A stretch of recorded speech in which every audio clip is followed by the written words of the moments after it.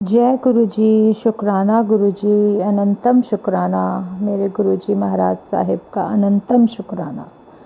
हमारे गुरु जी, आपकी मेहर मुझ पर, मेरे गुरु परिवार पर, हम सब पर बनी रहे। आपका प्यार ऐसे ही बरसता रहे। आपका जितना गुणगान किया जाए उतना कम है। हम आपको नहीं समझ सकते, क्योंकि आप इस पूरे ब्रह्मांड के मालिक हो। आपका प्यार हम पे हमेशा सब पर एक समान बरसता है। बस हम लोग हैं जो उसको अपनाने में इतना टाइम निकाल देते हैं। हमें नहीं पता कि हमें अपने ज़िंदगी में भगवान कब मिलेंगे, कब दर्शन देंगे। ये सब आपकी खुद की टाइमिंग है। हमारे कर्मों के हिसाब से हमें आपसे कब जुड़ना है, कब नहीं जुड़ना, ये सब आपके ऊपर है। तो ये तो आपके ऊपर ही निर्भर करता है कि हमारे कर्म कैसे हैं। हमें आप कितना समय दोगे, आप हमें कितने समय के दर्शन दोगे, आप हमें क्या दोगे, कब दोगे, कैसे दोगे, सब आपके ऊपर है मेरे मालिक। आज जैसे हमें इनविटेशन मिलता है गुरु जी का, कोई टाइमिंग मिलती है, किसी सत्संग में जाना है या सत्संग से इनविटेशन मिलता है, तो संगत जी जैसे हम सत्संग में जाते हैं तो हमें कितना अपनापन मिलता है। कोई भी सत्संग है तो इसका मतलब हमारे गुरु का इनविटेशन हमें मिल रहा है, और वहाँ पर जाकर उनकी मर्ज़ी के बिना तो हम किसी सत्संग में पैर भी नहीं रख सकते, और ना ही हम लोग सोच सकते हैं कि हमें वहाँ जाना है। कौन जाएगा, कैसे जाएगा, कब जाएगा, सब उनकी मेहर है। अगर कोई सेवा मिल जाती है तो हमारी बहुत अच्छी किस्मत है जो वहाँ पे कोई सेवा मिलती है। तो ऐसा है, जैसे हम सत्संग में जाते हैं, कई बार सत्संग में कुछ ऐसी चीज़ें हो जाती हैं, या कुछ लोगों का व्यवहार औरों के साथ ऐसा होता है कि जो थोड़ा हमें अजीब सा लगता है कि वो उसके साथ ऐसा व्यवहार क्यों कर रहा है। जैसे कभी किसी की एंट्री पे कोई क्वेश्चन कर दे कि भाई नहीं, आपका इनविटेशन नहीं है, हमने ये किया वो किया। कभी कुछ लोगों को रोक देते हैं, या फिर कभी किसी व्यक्ति को बड़ा रूडली आंसर करना, कभी कुछ करना, कुछ ऐसी चीज़ें कई कई जगह मैंने देखी हैं, और हमने थोड़ा अजीब भी लगा है। जैसे अगर सपोज़ करो किसी इंसान को कुछ पता है, या गुरु जी ने ही उन्हें सिखा दिया कि सत्संग में ये चीज़ें नहीं होती, ऐसे करते हैं, या जो भी उनके रूल रेगुलेशन है सत्संग के अनुसार, अगर वो उस हिसाब से कुछ अपना एडवाइस करता है, मानना ना मानना सामने वाले की बात है, लेकिन वो उसके ऊपर डिपेंड करता है। लेकिन उसका जो आंसर है अगर किसी को रूडली दिया जाए तो वो भी गलत है। जैसे एक संगत है, मुझे गुरुजी ने खुद ही सत्संग सुनवाया कि एक संगत अंकल थे, वो सेवा करते थे रेगुलर बड़े मंदिर। उन्हें जोड़ा सेवा मिली हुई थी, जोड़ा उठाने की। और जहाँ तक उन्होंने अपने सत्संग में हमें बताया कि मैं जो सेवा रेगुलर करता था, इतने सालों से करता था, लेकिन वहाँ पर एक अंकल ऐसे आए जिन्होंने बहुत ही रूडली और बड़े गलत तरीके से उनको आंसर किया। लेकिन वो उस टाइम चुप रहे, उन्होंने कुछ नहीं बोला, लेकिन उनके दिल को बात लग गई, और उन्होंने ये चीज़ सबको बताई अपने मन में। उनको जैसे होता है ना, कोई चीज़ हमें परेशान करती है, तो इस तरीके से वो दुखी हुए, कहने लगे रब मैं अब मैंने नहीं जाना बड़े मंदिर, अब मैं ये सेवा ही नहीं करूँगा, अब मैं ये चीज़ करूँगा ही नहीं, अब मेरा तो दिल जो है भर गया, मैं अब अपनी दुकान पे ही बैठूँगा। वो एक शॉप चलाते थे, शायद अब भी वो सुन रहे हों, शायद उन तक मेरा सत्संग पहुँचे कि उनका मैसेज हम गुरु संगत में किस तरीके से, किसके ज़रिए कैसे मिल जाता है। वो एक हमारे गुरु का ही नज़रिया है। वो हमें कैसे हर चीज़ से आगाह कर देते हैं, समझदारी दे देते हैं। तो उन्होंने खुद अपने सत्संग में बताया अंकल ने कि मैं अपनी दुकान पे था, तो शाम के टाइम एक अंकल आए, उन्हें कुछ सामान लेना था कि ये है।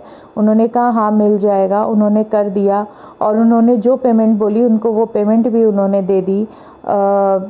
शायद मॉर्निंग में उनकी जो बोनी थी ना, वो उन्होंने कराई थी। हाँ जी संगत जी, उन्होंने बोनी ही कराई थी। तो उन शाम तक उनका बहुत अच्छा बिजनेस हुआ उस दिन। तो ये उनकी बुनी बहुत अच्छी थी। तो उन्होंने कहा कि उन अंकल ने पूछा कि आप क्या इस टाइम शॉप खुली रहेगी? उन्होंने कहा हाँ हाँ, क्यों नहीं खुली रहेगी, पूरी खुली रहेगी। हम तो जो है मैं तो अब जा भी नहीं रहा हूँ कहीं, मैं सेवा पे करता था तो अब मैं नहीं जाऊँगा सेवा पे। तो उन्होंने पूछा क्यों भाई, क्या बात हो गई, क्यों नहीं जाओगे सेवा पे? तो उन्होंने बताया कि मेरे साथ ऐसे ऐसे हुआ, मैं उनके जोड़े रख रहा था और उन अंकल ने मेरे को इतना रूडली इस तरीके से गलत व्यवहार से बोला कि मेरे दिल को छू गई वो बात, मेरे को दुख हुआ और मेरा मन नहीं करता वहाँ जाने का, अब मैं नहीं जाऊँगा वहाँ पे। तो उन अंकल ने उनको ऐसे समझाया, उन्होंने कहा एक बात बताओ, क्या तुम्हारी मम्मी ने तुम्हें कभी दाल लेने के लिए भेजा है, कभी कुछ खरीद के लाके दिया है? कहने लगे हाँ। जब वो दाल साफ़ करती है तो उसमें कितने पत्थर निकलते हैं? कहने लगे काफ़ी सारे होते हैं, कम से कम जब कुछ भी दाल आप साफ़ करते हो, कोई भी ऐसी चीज़ जो खाना तुम्हें खाना है, जो तुम्हें फूड खाना है, उसके अंदर गंदगी तो निकलती है सफाई करते वक्त। तो कहने लगे हाँ निकलते हैं। कह रहे 7-8 तो निकल ही जाते होंगे? कहने लगे हाँ, इतने तो पत्थर आ ही जाते हैं, जितनी मर्जी सफाई हो तब भी निकल ही जाते हैं। तो उन्होंने कहा तो क्या वो पूरी दाल फेंक देते हैं? आपकी मम्मी क्या पूरी दाल फेंक देती है? नहीं अंकल जी, ऐसी बात क्यों कर रहे हो, दाल क्यों फेंकेगी, वो तो पत्थर निकाल के फेंक देंगी, दाल तो बनाएंगी ना। तो कहने लगे ऐसे ही हमारा जीवन है, कुछ लोग तुमसे ऐसे टकराएंगे जो तुम्हारे काम के नहीं हैं, वो तुम्हारे लिए पत्थर के समान है। वो भले ही अपने लिए बहुत कुछ हो, लेकिन तुम्हारे लिए उनकी वैल्यू ज़ीरो है। तो उनको तुम अपनी लाइफ से निकाल दो, उसको बिल्कुल अवॉइड कर दो, छोड़ दो, उसको जाने दो। और लेकिन जो तुम काम कर रहे हो, जो तुम्हें करना है, जो तुम्हें सेवा करनी है, अगर तुम्हें किसी की बात बुरी लगी है तो लगने दो, उसको छोड़ दो, भूल जाओ। क्योंकि जो सेवा तुम्हें करनी है, तुम वो सेवा कैसे छोड़ सकते हो? जब तुम खाना पीना नहीं छोड़ सकते, तो उसी तरीके से तुम अपनी सेवा कैसे छोड़ सकते हो? जैसे आपकी मदर ने पत्थर निकाल के दाल वो बना के खाई, लेकिन उससे तुम्हारा पेट भरा ना, ऐसे ही हमारे कर्मों के लिए, हमारे लिए सेवा ज़रूरी है, भगवान का नाम और सिमरन ज़रूरी है। अगर कोई रास्ते में या किसी जगह तुम्हें ऐसा माहौल मिल जाए या कुछ टकरा जाए, तो उसको भूल जाओ। हो सकता है तुम्हारा कर्मा कुछ भगवान ने इस तरीके से क्लियर किया होगा कि तुम उसको बैलेंस करने के लिए तुम्हारे लिए ज़रूरी है, लेकिन हम नहीं जानते, हमें वो चीज़ बड़ी बुरी लगती है। लेकिन कोई चीज़ अगर दिल में हम कहते ना, एक मेडिसिन होती है, बहुत कड़वा घूंट पी के और उसके बाद हम आगे बढ़ते हैं, तो हो सकता है कि कोई चीज़ हमारी उसमें कट गई और आगे आने वाला टाइम काफ़ी अच्छा हो जाएगा। तो ये तरीका हमारा सोचने का, कुछ हमारी सोच जो हमारा गुरु बदल देता है, जो रास्ता वो हमें दिखा रहा है, वो हम पूरे गुरु परिवार के लिए बहुत ज़रूरी समझना है कि कुछ भी हो जाए, कुछ भी हो जाए, जो गुरु हमें सेवा दे देता है वो सेवा हमें नहीं छोड़नी चाहिए। चाहे कोई कितनी भी कोशिश कर ले, हमें सेवा नहीं छोड़नी। हमारे ऊपर, हमारे मन में ऐसे ख्याल आने ही नहीं चाहिए। क्योंकि जैसे सपोज़ करो, अगर कोई तुम्हें नेगेटिव दिख रहा है या नेगेटिव सोच वाला दिख रहा है, तो आप ये सोच लेना कि उसका थॉट प्रोसेस उसी हिसाब से चलता है, और हर इंसान का थॉट प्रोसेस उसके हिसाब से होगा, हमारे हिसाब से नहीं होगा। तो ये हमारे गुरुजी महाराज की मेहर है। वैसे कल के सत्संग में मैंने आपसे शेयर किया था कि मैं आपको डुगरी का इंसिडेंट बताऊंगी। हमारे गुरुजी महाराज की मेहर इतनी है कि उसकी तो कोई सीमा ही नहीं है। मुझे न्यू ईयर सेलिब्रेशन के बाद फर्स्ट टाइम, पहली बार, बहुत टाइम से इच्छा थी, मेरा मन भी था कि मैं डुगरी जाऊं, लेकिन गुरुजी ने नहीं जाने दिया। कई बार 1, 1.5, 2, 3 साल तक तो मैं, मतलब मेरे ख्याल से बाहर हम सत्संग में भी नहीं गए कभी। उसके बाद ही उन्होंने धीरे लेके जाना शुरू किया अपने साथ। जब तक उन्होंने मुझे पूरी समझ नहीं दे दी कि ये चीज़ ऐसे होती है, ये चीज़ ऐसे होती है, तब तक उन्होंने मुझे नहीं जाने दिया। फिर धीरे कहते हैं ना, जब कहीं आपको किसी मंजिल पे पहुंचना है, तो उस मंजिल पर पहुंचने के लिए जो सीढ़ियां होती है ना, 1, 2, 3, 4, 5, 6 जितनी भी स्टेयर्स है, वो सारी आपको चढ़ के जाना है। तो वो सीढ़ियां शुरुआत से हमें जो सिखाया जा रहा है, जो हमें गुरुजी के स्कूल में जो हमें लेसन्स मिल रहे हैं, वो लेसन जो धीरे वो सिखा रहे हैं ना, उन लेसन के हिसाब से हमें 1 बाय 1 इस तरीके से सिखा के फिर हमें वो बाहर लेके जाते हैं। तो इसी तरीके से गुरु साहिब ने मुझे सत्संग के बाद मौका दिया न्यू ईयर के सत्संग के बाद कि मैं डुगरी जाऊं। पहली बार मैं डुगरी गई। मैं सोचती थी गुरुजी मैं तो कहीं जा ही नहीं पाऊंगी, क्योंकि मेरा साथ किसी के साथ है ही नहीं। किसी को ना मैं जानती हूँ, ना मुझसे कोई ये पूछेगा कि तू जाएगी या नहीं जाएगी। फिर गुरुजी ने खाटू श्याम के कीर्तन में मुझे एक संगत से मिलवा दिया, जो कि हमारे ही रिलेशन में है, और हम ये नहीं जानते थे कि हम गुरुजी साहिब के इतना मानते हैं या इतना प्यार करते हैं। गुरु साहिब हमें इतना प्यार करते हैं, और हमें उन्होंने मिलवा दिया कि इसे मेरे लिए ज़रिया बना दिया उन संगत आंटी को कि तू इसको डुगरी लेकर जाएगी, और वो हर महीने डुगरी जाती हैं। देखो गुरुजी का जय, गुरुजी शुक्राना गुरुजी। उनके साथ मैं पहली बार डुगरी गई, और आप यकीन मानोगे मैं बाहर निकलने से इतना डरती हूँ, इतना डर, और उस डर के अंदर मेरे को, मैं मंत्र जाप करती हुई गई हूँ। और जो इतनी ठंड में लेके गए हैं गुरुजी, बस के आगे इतना कोहरा, इतनी फॉग की बाहर हमें कुछ दिख ही नहीं रहा, इतनी ठंड में वो मुझे लेकर गए हैं। मैं कहा गुरुजी आप पहली बार लेकर गए हो और तब भी मुझे बाहर कुछ भी नहीं दिख रहा, मतलब डुगरी के दर्शन भी कराओगे तो इतनी ठंड में ले जाके। और वहाँ का एक्सपीरियंस ओ इतना, मतलब कि ठंड में तुम जा रहे हो। अच्छा, फिर हम वहाँ पे पहले गुरुद्वारे में स्टे करते हैं। डुगरी में जैसे पूरी रात का सफ़र होता है बस का, उसके बाद गुरुद्वारे में रुकते हैं। गुरुद्वारे में जब रुके हम, तो वहाँ पे जो हमें मौका मिला, तो वहाँ पे एक ही रूम अलॉट कर दिया गया था काफ़ी सारी संगत को। आप यकीन मानोगे वहाँ पर जो गीज़र था ना, वो ऑन किया, और गुरुजी ने सेवा कैसे ली कि वहाँ का बाथरूम बिल्कुल गंदा था। और सबसे पहले जैसे मैं टॉवल लेके आगे गई वहाँ पे, तो मुझे लगा कि तो बाथरूम बहुत गंदा है, नहीं साफ़ कर देना चाहिए। तो फिर मैंने वो पानी डाल के साफ़ किया जैसा मेरे से हुआ। फिर मैं बाहर आ गई, मैं कहा चलो अब चलते हैं नहाने के लिए। तो इतने में कोई और संगत चली गई। मैं कहा गुरुजी ये क्या करवा रहे हो आप मतलब उन्होंने इस तरीके से, उन्हें उस तरीके से हमसे काम लेना है जो कि उन्हें करवाना ही है, मतलब कुछ ना कुछ तो करवाना है। फिर और नहाए कैसे, बिल्कुल ठंडे चिल्ड पानी में। गीज़र ऑन करने के बाद भी मुझे गर्म पानी नहीं मिला था, लेकिन मैं चिल्ड पानी में नहाई। मैंने कहा जय गुरुजी, नाम लेके कर ही लिया। मैं कहा वैसे तो घर में पूरा साल हम जो है इसमें नहाते हैं, मैं गुनगुने पानी में नहाती हूँ और यहाँ बिल्कुल ठंडे पानी में नहा रही हूँ। तो जो गुरुजी की मर्ज़ी। फिर हम गुरुद्वारे में दर्शन करने के लिए गए।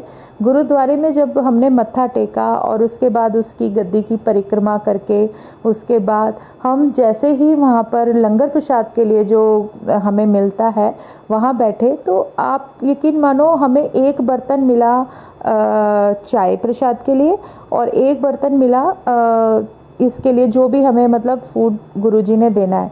तो पहली बार में उन्होंने मुझे 3 चीज़ें खिलाई।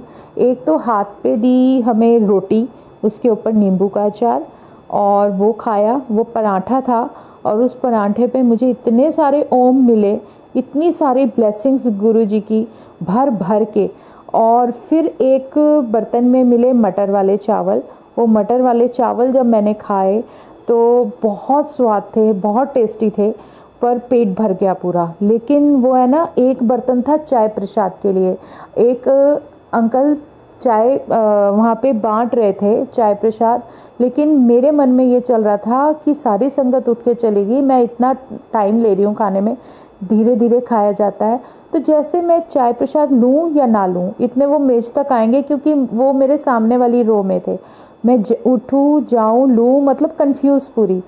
तो मैंने कहा नहीं चलो। फिर अचानक से मुझे गुरुजी की आवाज़ सुनाई पड़ती है, क्यों अपने नानक की चाय नहीं पी के जानी, तेरे को चाय तो पीनी पड़ेगी ना। तो फिर ऐसे मैं इतनी खुश अंदर से, मैं कहा गुरुजी अब तो आपने बोला, अब तो मैं ज़रूर चाय प्रसाद लूँगी। पहले मैं शायद उठ के चली जाती। फिर मैं बैठी रही। मैंने कहा जितना टाइम लगेगा, जो होगा देखा जाएगा, मैं अकेली रह जाऊँगी ना, कोई बात नहीं। फिर ऐसा सोचते सोचते मैंने चाय प्रसाद भी पिया। बहुत टेस्टी चाय प्रसाद था संगत जी, इतना स्वाद, मतलब गुरुद्वारे का तो प्रसाद, लंगर प्रसाद बहुत ही टेस्टी होता है। फिर वो हमने लिया, चाय प्रसाद लिया, और मुझे ब्लेसिंग तो मिल ही गई, और गुरुजी की आवाज़ भी सुन गई जैसे उन्होंने मुझे पुकारा। और मुझे बोला, मैं समझ गई, मैं कहा गुरुजी हाँ सच में आप तो मेरे साथ ही हो, क्योंकि मैं वैसे ही डरपोक बाहर तो निकलती नहीं हूँ। तो गई, फिर हम वहाँ से निकले डुगरी के लिए। तो बस में देखो मुझ डरपोक को कहाँ बिठा दिया, पहली बार गई हूँ और मैं सबसे फ्रंट सीट पे बैठी हूँ, वहाँ बिल्कुल आगे। मैं इतना डर रही ना, जब वो बस ऐसे टर्न करती थी, कभी कुछ आ जाता था ऐसे, मतलब काफ़ी टाइम बाद मैंने बस में सफ़र किया, क्योंकि बस में जाना ही भूल गए थे। कभी कॉलेज के टाइम में जाते थे, कभी कितने साल पहले की बात है। तो उसमें जब हम गए वहाँ पर डुगरी में, तो मेरे साथ अजीब ये हुआ कि डुगरी में जाने के बाद जब हम लाइन में लगे हुए थे, तो मेरे मन में हलचल मची हुई थी कि गुरुजी आप कैसे दिख रहे होंगे, आप कैसे होंगे। और आप यकीन मानोगे, गुरुजी के सामने जब मैं खड़ी हुई, मैं उनको देखकर हैरान, क्योंकि जब मैं गुरुजी की गद्दी के सामने खड़ी थी, तो गुरुजी की गद्दी के ठीक पीछे वो स्वरूप लगा हुआ था, क्योंकि मुझे नहीं पता था डुगरी में कैसा गुरुजी का स्वरूप है। वो स्वरूप लगा हुआ था जो स्वरूप मुझे अभी न्यू ईयर पे मेरे को सत्संग में गुरुजी ने ब्लेस किया। वाओ, मैं देख के हैरान, मैंने कहा गुरुजी वाओ कितने सुंदर लग रहे हो आप, इतना बड़ा। लेकिन एक चीज़ बता दूं संगत जी, वहाँ मुझे पूरा एहसास था, मुझे वो गुरुजी के दर्शन बार बार मिल रहे थे, जो ब्लैक कलर की प्लेन शेरवानी और मेरे ख्याल से कॉफ़ी कलर का कुछ गले में इन्होंने स्टॉल टाइप का लिया हुआ है, मुझे वो रूप बार बार आंखों के सामने आ रहा था। मतलब मैं वहाँ दर्शन तो येलो स्वरूप के कर रही थी, जो गोल्डन सा है सारा, और क्रीम कलर के कुर्ते में गुरुजी है गद्दी के पीछे। लेकिन मुझे जो आंखों के सामने गुरुजी के जो दर्शन हो रहे थे, वो ब्लैक कलर की जो अचकन टाइप शेरवानी थी प्लेन, वो और कॉफ़ी सा कलर है, शायद लाइट कॉफ़ी कलर का, जो उन्होंने गले में स्टॉल लिया हुआ है, जैसे वो दोनों हाथ से मुझे ब्लेसिंग्स दे रहे हैं और स्माइल कर रहे हैं, सिर्फ वही बार बार आंखों के सामने था। जब तक मैं वहाँ से डुगरी से वापस भी आई हूँ ना, बस में भी बैठी हूँ, तब भी वही रूप मेरे साथ था, वो उसी रूप में मुझे ब्लेस कर रहे थे। वो मेरे लिए एक बहुत बड़ी चीज़ थी जो मुझे दिख रही थी। मैं किसी से बात कर रही हूँ, लेकिन मेरी आंखों के सामने बार बार वो रूप आ रहा है।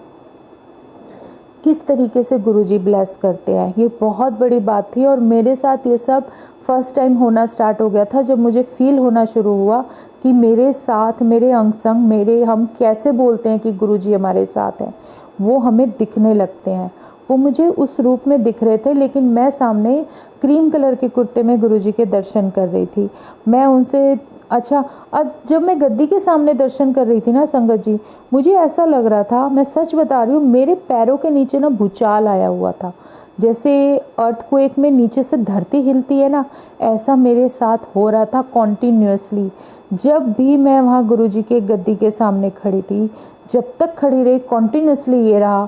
और जब हम दर्शन करके बाहर निकल के आ गए, उसके बाद वो चीज़ बंद हो गई। मुझे ऐसा लगा जैसे कि नीचे से कोई, हम किसी झूले पर खड़े हैं और वो ऐसे ऐसे हिल रहा है, इस तरीके से वाइब्रेशंस इतनी खतरनाक। और उसके बाद फिर पता नहीं वो वहाँ पे जो सेवादार अंकल थे, वो जानते थे, उन्होंने हमें दोबारा लाइन में लगा दिया। हमारी इच्छा थी कि हम थोड़ी बहुत देर और दर्शन कर ले, हमें नहीं पता था हमारे साथ क्या होने वाला है। हम दोबारा लाइन में लग गए, और जब अंदर की साइड गए, अंदर दर्शन करने के लिए, गुरुजी की महिमा देखो। मेरे मन में था कि गुरुजी मैं इतनी दूर से तेरे दर्शन के लिए आई हूँ, कम से कम कुछ देर तो और अपने पास रख ले, अपने दर्शन करा लो। और मुझे वो चीज़ हो रही थी। और फिर मैं जब अंदर गई, फिर वही सेम वाइब्रेशन। और देखो गुरुजी की महिमा, उन्होंने हमें वहाँ पे अपने पास बिठा लिया, हमें वहाँ बैठने का मौका मिला डुगरी में। Wow, amazing.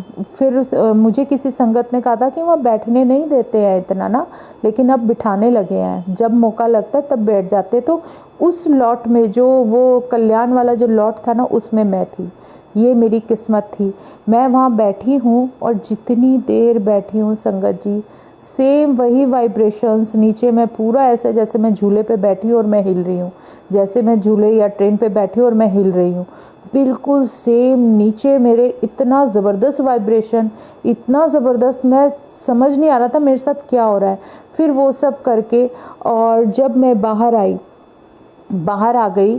और उसके बाद मैंने फिर और संगतों से पूछा, मैं कहा आप लोगों को ऐसा कुछ फील हुआ कि मुझे जो हो रहा है?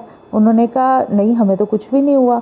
मैं समझ गई, मैं कहा गुरुजी आपकी कोई ब्लेसिंग मिली है, या आप मेरा इलाज कर रहे हो, या आप मेरा ट्रीटमेंट किया है, क्या किया है मुझे नहीं पता, पर तेरा हुक्म सर आँखों पर, जो तूने मुझे दिया बहुत दे दिया सच में। और मेरे रब की मेहर देखो, और मेरी आँखों के सामने वो स्वरूप, आँखों के सामने कॉन्टिन्यूसली बस में बैठी हूँ तब भी, वैसे भी सब मेरी आँखों के सामने गुरुजी मेरे साथ रहे हैं जब तक कि मैं बस में बैठी हूँ। मतलब गुरुजी के इतने सुंदर मेरे को दर्शन साथ साथ में हो रहे हैं, उनकी ब्लेसिंग मुझे मिल रही है। और जो मैंने पहली बार वहाँ पे फील किया, जो मेरे पैर कांपे हैं ना संगत जी, वहाँ पे मुझे खुद ही समझ में नहीं आ रहा था कि मेरे साथ हो क्या रहा है। और उसके बाद जब हम लंगर प्रसाद खाने के लिए बाहर आए, लंगर प्रसाद खाया, उसके बाद जल प्रसाद लिया, तो पता नहीं क्यों मेरे मन में ये था कि मैं यहाँ पहली बार आई हूँ। पता नहीं मन में क्या हुआ कि गुरुजी ने ऐसा भाव डाला कि मैं एक बोतल और जल प्रसाद ले लूँ। मैं कहा अंकल एक जल प्रसाद और दे दो, तो उन्होंने मुझे दे दिया, कुछ बोला ही नहीं। और जबकि मेरे पीछे जो मेरे साथ की ही संगत थी वो थोड़ा दूरी पर थी, और उन्होंने फिर दोबारा मांगा तो उन्हें मना कर दिया, नहीं नहीं आपके लिए नहीं है, एक बहुत है। मतलब कहीं ना कहीं उन्हें ये पता था कि इसको इस चीज़ की ज़रूरत है।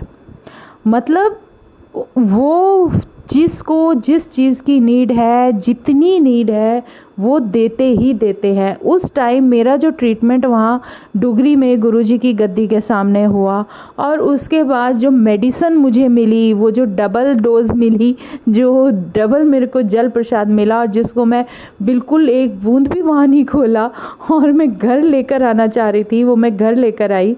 मतलब वो मुझे डबल क्वांटिटी उन्होंने इसलिए दी कि इसको ज़रूरत है, ये जल पिएगी। मतलब कितना सोचूं। जय गुरुजी, शुक्राना मेरे गुरुजी, आपके जो मुझे रूप के दर्शन पूरी रात रहे हैं ना। पूरा बस में आते हुए हमने जितना हमारा ग्रुप था सब अपने अपने सत्संग शेयर करते हुए आए, और मैंने अपने सत्संग शेयर किए।